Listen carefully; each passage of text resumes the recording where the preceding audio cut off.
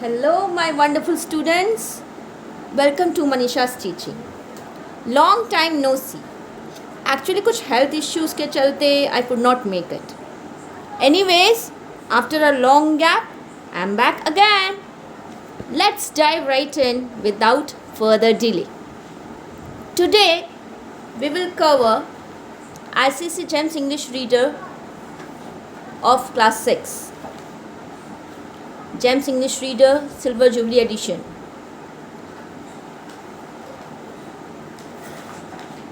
We'll start the chapter Henry, written by Ruskin Bond.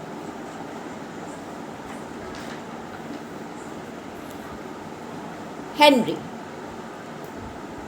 You are going to read a story about an unusual pet, a chameleon, which is a reptile.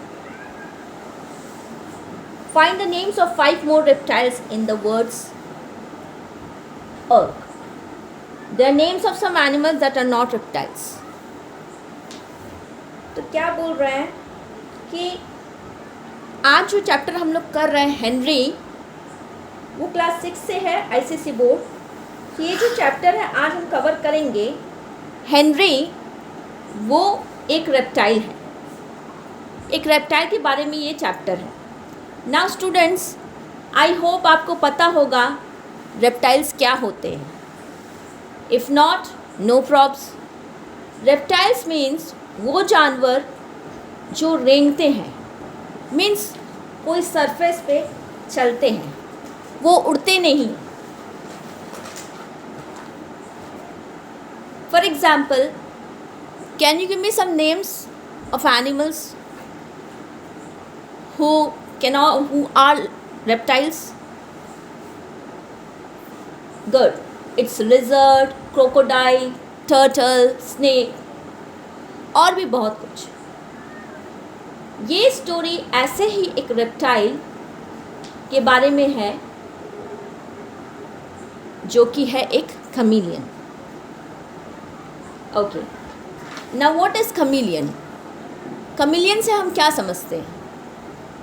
Chameleon means, अगर हिंदी में बोले तो chameleon को हम लोग बोलते हैं गिरगिट. वो एक ऐसा जानवर जो चलते समय रंग बदलता है. ओके, सो आज ये स्टोरी हम लोग पढ़ेंगे कमिलियन के बारे में, जिसे हमें हिंदी में क्या कहते हैं, गिरगिट. और ये गिरगिट कुछ रिसेंबल करती है लिजर्ड से. रिसेंबल मीन्स कुछ दिखती है लिजर्ड जैसी. ये कमिलियन जो गिरगिट होता है वो लिजर्ड जैसे दिखता है. बट लिजर्ड और इसमें बहुत डिफरेंसेस है. ओके, पर एक बार अगर हम लोग एट अ ग्लांस देखें तो वो बिल्कुल लिजर्ड जैसा दिखता है. Now let's start the chapter. In this story by Ruskin bond, the narrator tells us about the effect his pet chameleon has on other people. ये स्टोरी रस्किन बॉन्ड ने लिखी है, अ वेरी फेमस राइटर. और यहाँ पर narrator Ruskin bond ही है. Narrator means जो बोल रहा है स्टोरी, जो बता रहा है, वो रस्किन बॉन्ड जी खुद है.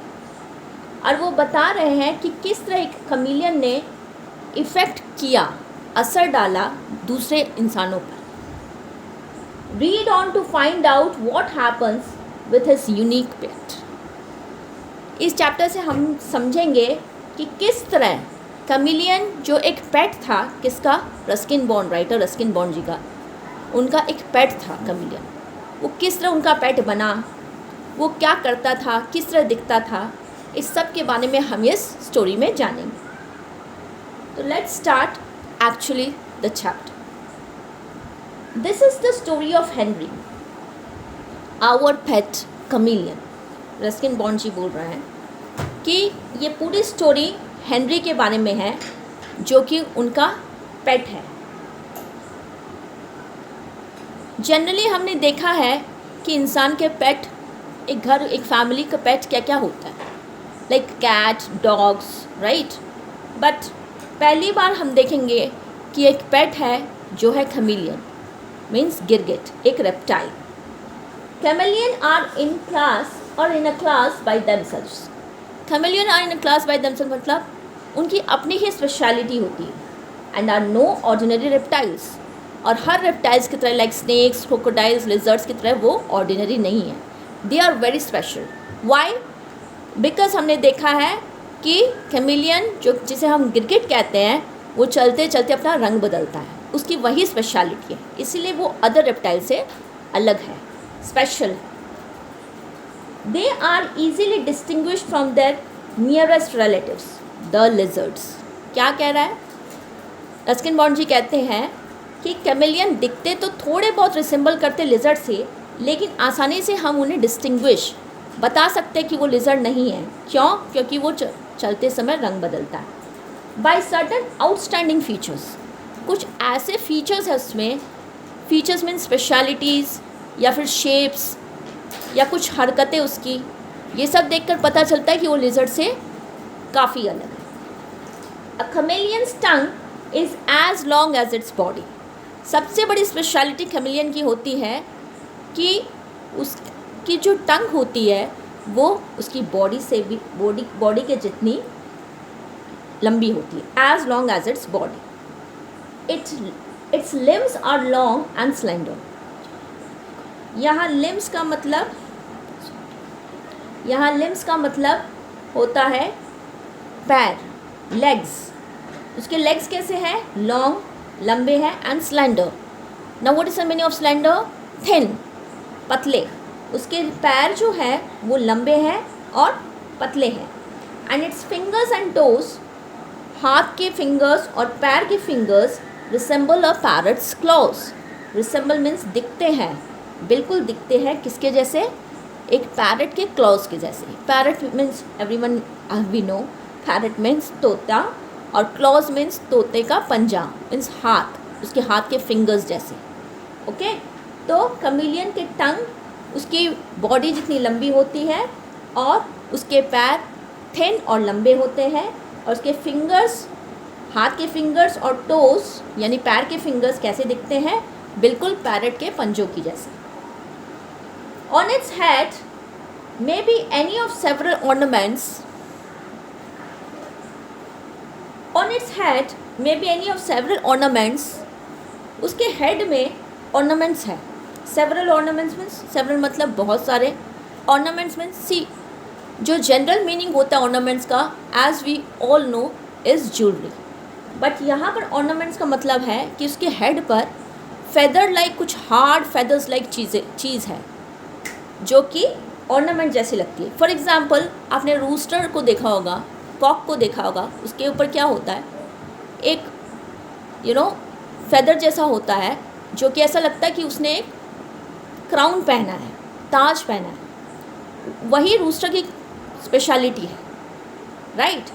उसी तरह, ठीक उसी तरह कैमिलियन भी एक ऑर्नामेंट, ऐसे लग रहा है कि उसने एक ऑर्नामेंट, एक ज्वेलरी पहनी है अपने हेड के ऊपर. अब वो ज्वेलरी क्या है? Henry had a rigid crest that look like a fireman helmet. Henry के जो हेड में जो ऑर्नामेंट है, जो ज्वेलरी की बात कर रहे हैं, वो है एक crest. Now what is crest? एक hard substance, the hard part which is pointed, एक पॉइंटेड हार्ड पार्ट है उसके हेड के ऊपर, और वो ऐसा लगता है जैसे उसने हेड पे एक ताज पहन रखा है, एक ज्वेलरी पहन रखा है. और वो किस तरह लगता है? That look like a fireman's helmet. वो ऐसा लगता है कि जिस तरह एक फायर फाइटर, आपने देखा होगा फायर फाइटर को, वो जो हेलमेट पहनते हैं वो थोड़े से पॉइंटेड टाइप के होते हैं. ठीक उसी तरह उसके हेड के ऊपर जो क्रेस्ट है, जो ज्वेलरी जैसा कुछ लग रहा है, वो बहुत ही पॉइंटेड है, और वो किसकी तरह लग रहा है? फायरमैन्स हेलमेट की तरह. Henrys eyes were his most remarkable feature. Henrys की सबसे स्पेशल फीचर जो है उसका, स्पेशल फीचर मीन्स शेप, खासियत, जो सबसे खास चीज़ उसकी पूरी बॉडी में है वो है उसकी आँखें. Remarkable means noticeable, right? जो बहुत ही सुंदर है, जिसे भूला ना जा सके. तो सबसे रिमार्केबल फीचर उसका क्या है? Eyes. They were not beautiful, ये ब्यूटिफुल बिल्कुल भी नहीं है, but his left I was quite independent of his right.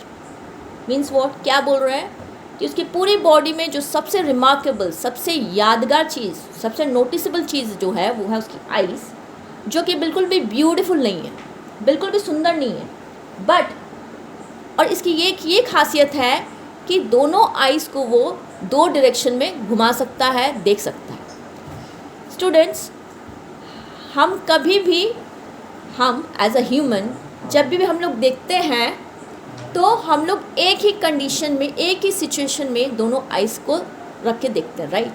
ऐसा थोड़ी है कि हम राइट आई से कुछ और देखते हैं, लेफ्ट आई से कुछ और देखते हैं, नेवर।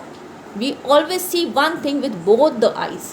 बट कमीलियन की यही स्पेशलिटी है कि वो राइट आई से राइट चीज़ें देख सकता है और लेफ़्ट आई से लेफ़्ट की चीज़ें देख सकता है। मीन्स एट अ टाइम वो दोनों आइज़ यूज़ करके दोनों डायरेक्शन में घुमा सकता है और अपने अगल बगल की चीज़ें देख सकता है। They were not beautiful, but his left eye was quite independent of his right. कहने का मतलब है लेफ़्ट आई और राइट आई एक दूसरे पर डिपेंड नहीं है, वो अलग अलग चीज़ें देख सकती है एक ही टाइम पर। He could move one eye without disturbing the other. एक आई को वो एक चीज़ देख सकता है और दूसरी आई से दूसरी चीज़ देख सकता है। उससे ज़रूरत नहीं है कि दोनों आई यूज़ करना है एक ही चीज़ देखने के लिए, जैसे कि हम ह्यूमंस करते हैं, and mostly even animals does that, right? Each eye ball bulging out of his head, जो आइज़ के अंदर जो आई बॉल है इस तरह लग रहा है जैसे कि वो बल्ज कर रहा है out of the head, means बहुत ही फैटी है और ऐसे लगता है आँख से निकल जाएंगे अभी बाहर। Wobbled side to side, wobbled का मतलब होता है शेक करना, मूव करना, और जो आई बॉल है वो मूव करते रहते हैं side to side, backward and forward, कभी पीछे कभी आगे, बहुत जल्दी जल्दी, बहुत फास्ट।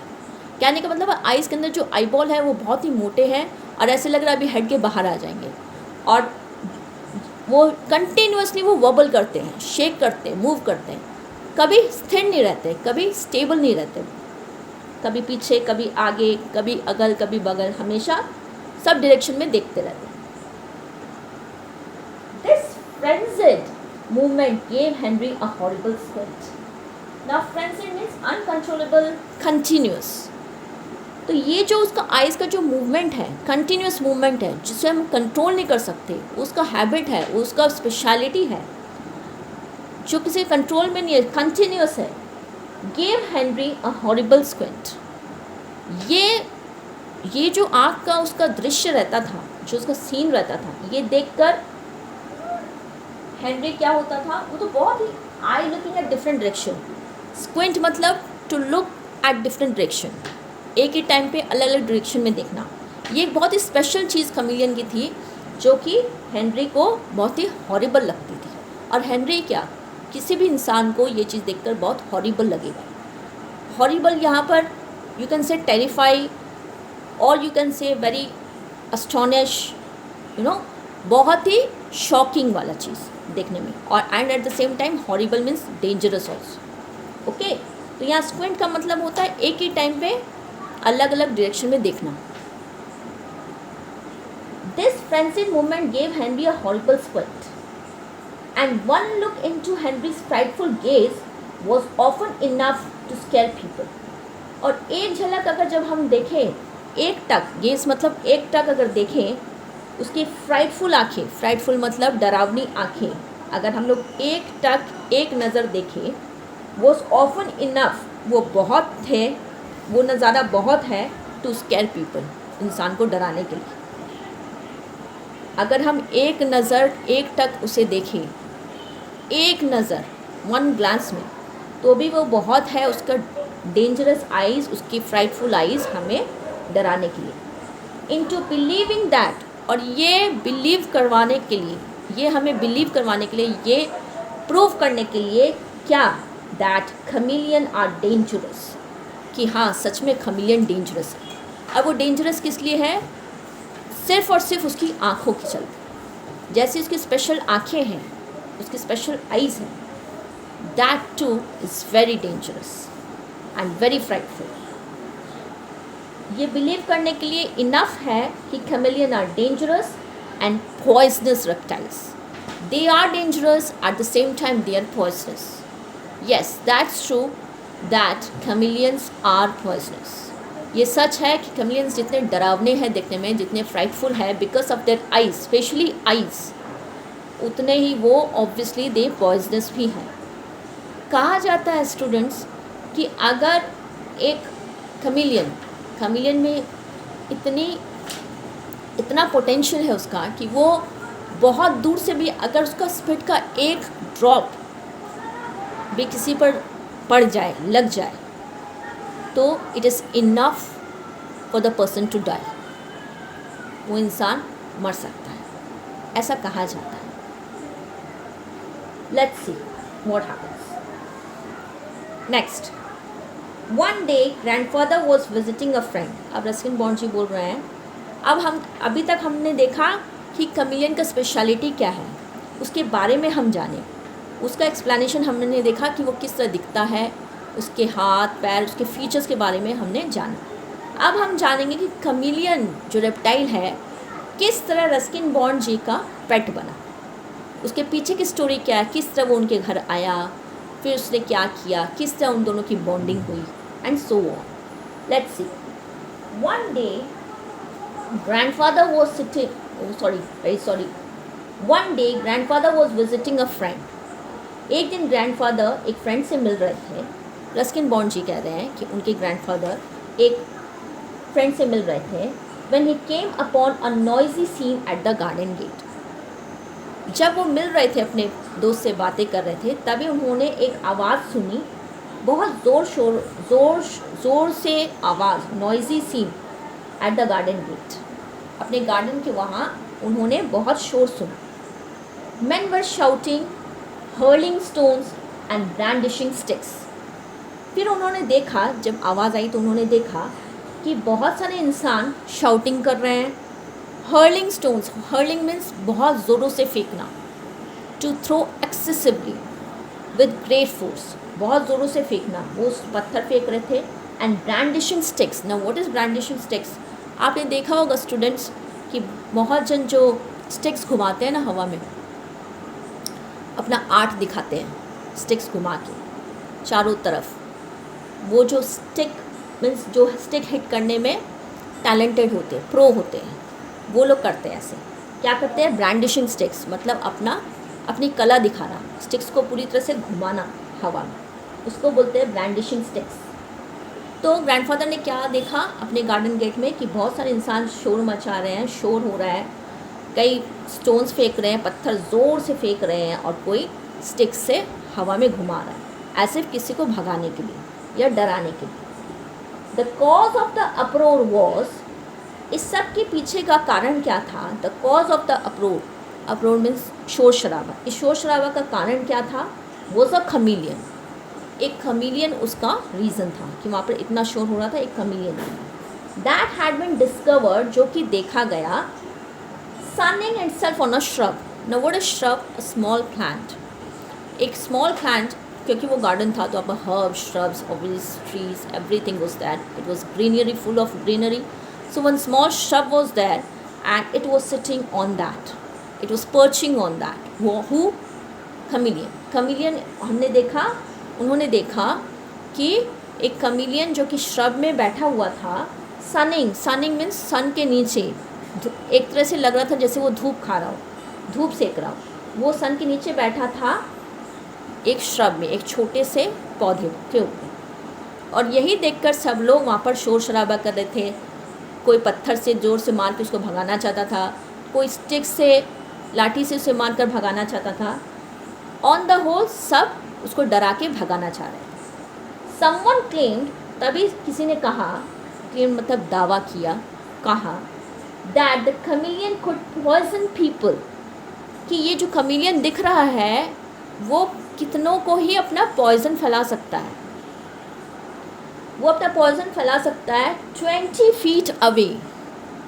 20 feet away. सोचो, जस्ट इमेजिन, इतनी दूरी से भी वो अपना पॉइजन फैला सकता है. Simply by spitting at them. किस तरह? जो उसका सलाइवा है, जो स्पिट करते हैं हम लोग, वैसे वही अगर उसका स्पिट का कुछ ड्रॉप्स 20 feet अवे से भी किसी के ऊपर गिर जाए तो वो उसको पॉइजनस कर देगा. Means it may cause death. The residents of the area, residents now means कि वहाँ के रहने वाले, वहाँ के जो घर थे, family people थे, वहाँ के लोग had risen up in arms. Now what is risen up in arms? Risen up in arms मतलब विरोध करना, अपोज करना, प्रोटेस्ट करना किसी का, right? Means they were very angry, वो बहुत गुस्सा हो रहे थे. उनका कहना था कि जल्दी से जल्दी इस खमिलियन को गार्डन से भगा दिया जाए, बिकॉज वहाँ पर सब फैमिलीज़ रहती है, it is a residential area, तो कोई it is very harmful and इसको जल्दी से जल्दी भगा देना चाहिए, because it is very dangerous, कि कोई भी हार्म हो सकता है इससे, किसी को भी इन्फेक्शन हो सकता है, बीमार हो सकते हैं लोग. Grandfather was just in time to save the chameleon from certain death. उसी समय just at the spot grandfather जाकर उसको बचा लिए, नहीं तो उसका वहीं पर सर्टन डेथ हो जाता. कैसे? क्योंकि लोग, the people were hurling stones, ज़ोर से स्टोन्स फेंक रहे थे, and they were brandishing the sticks, लाठी से उस पर हमला कर रहे थे. He brought the little reptile home, और ग्रैंडफादर ने उसे बचाने के लिए क्या किया? उसे घर लिया एज अ पेट, और पेट बनाकर रखा. That chameleon was Henry. वही वो कैमिलियन है जिसका नाम उन्होंने दिया हेनरी, जिसके बारे में पूरा चैप्टर उसी कैरेक्टर के बारे में है, Henry. And that was how he came to live with us, और इस तरह वो हमारे साथ आकर रहने लगा. कौन कह रहा है? Ruskin Bond ji. Who is the narrator? Ruskin Bond himself. When I first visited Henry, क्या कह रहे हैं रस्किन बॉन्ड? जब मैं पहली बार हेनरी से मिला,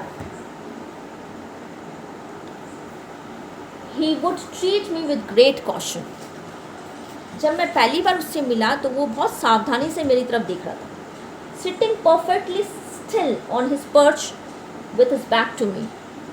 बहुत शालीनता से, बहुत पोलाइटली, बहुत cautiously means मतलब बहुत सावधानी से.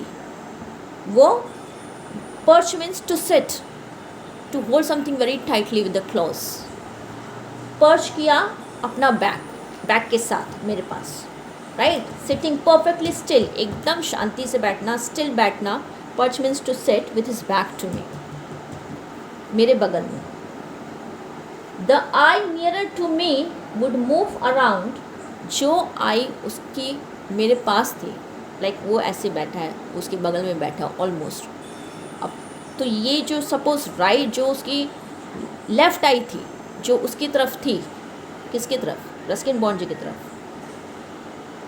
The eye nearer to me, जो पास में थी उसके, would move around like the beam of a search light until it had me well in focus. वो इस तरह उनको घूर रही थी, उनको देख रही थी, जैसे कि पूरी तरह हर डायरेक्शन में देख लिया. अब जब नज़र उनकी तरफ पकड़ी तो वहाँ पर फोकस करने लगा, राइट?